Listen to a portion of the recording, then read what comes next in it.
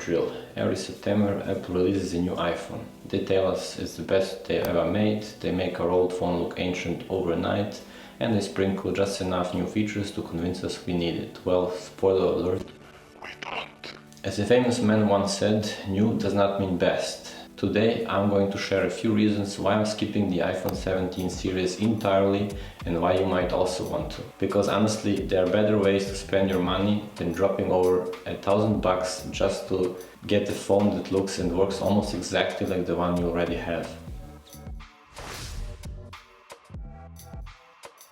Apple is incredibly good at selling the idea that you're falling behind if you don't have the latest device. All these amazing commercials, the camera ads showing off the new features, they also always throw this world's first or fastest ever claim to make you feel like your current phone is practically obsolete. It is the most advanced iPhone we've ever created. But here's the truth. Nothing about your phone changed when Tim Cook walked off stage.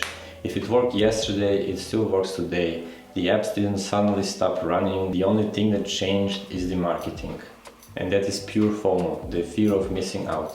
And it's designed to make you feel like you're not part of the in crowd unless you upgrade. But trust me, being smart with your money is way cooler than having a slightly nicer, shinier rectangle in your pocket, especially in these times where every penny counts.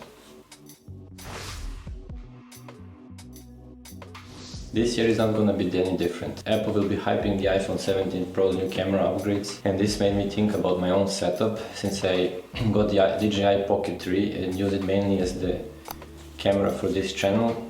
Honestly, it destroys any phone camera when it comes to video quality, stabilization and low light performance. And that made me realize sometimes the gear you already own is better than what Apple is trying to sell you. If you already have a dedicated mirrorless camera, chances are your photos and videos will be already beating the iPhone's camera. The same goes for other features.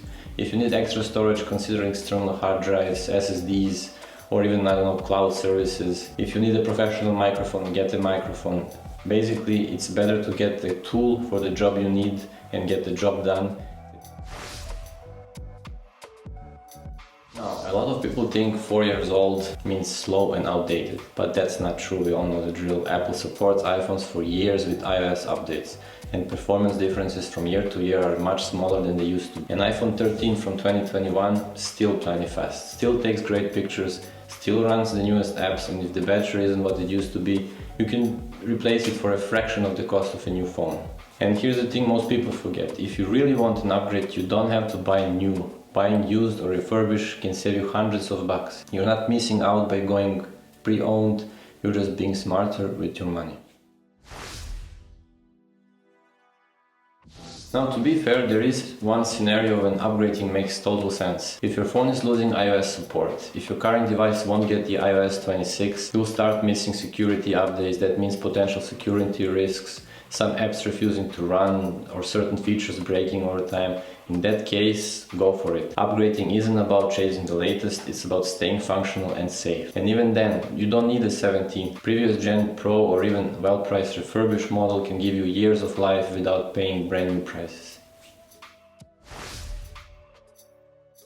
Now, in my case, the only iPhone that will really tempt me is Apple's first foldable phone. That's not just another yearly refresh, that's a genuine shift in how we use our phones. I've been eyeing the iPad mini for years now, but if Apple makes a foldable that can open into a tablet-sized display, that's basically two devices in one. It would give me the portability of a phone and the productivity of a tablet without carrying both. Right now, the iPhone 17 is just a slightly better version of the 16, but when the foldable comes, that's when you'll see a real reason to upgrade. Until then, I'll be waiting.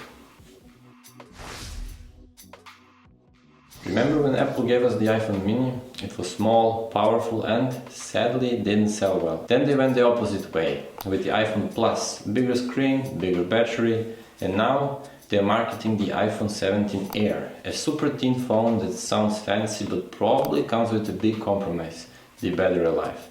We've seen this before, Samsung Galaxy S26 Edge, super thin, beautiful design, but a small battery that left people charging halfway to the day. And funny enough, the real Air iPhone already exists. It's called the iPhone 16e, light, compact and relatively thin.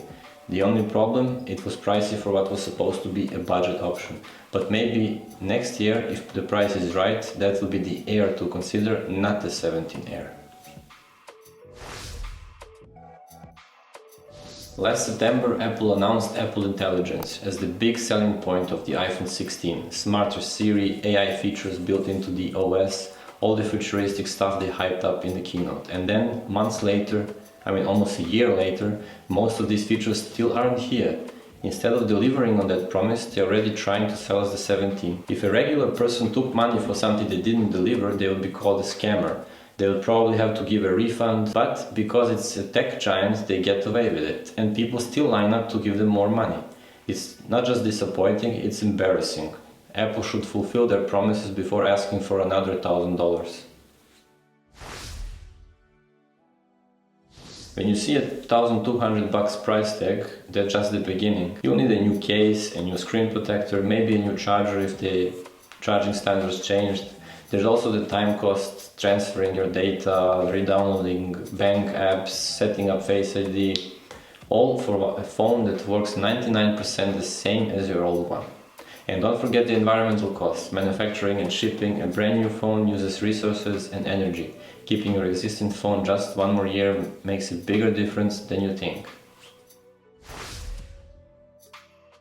Ultimately, upgrading should address a need, not fulfill an annual ritual.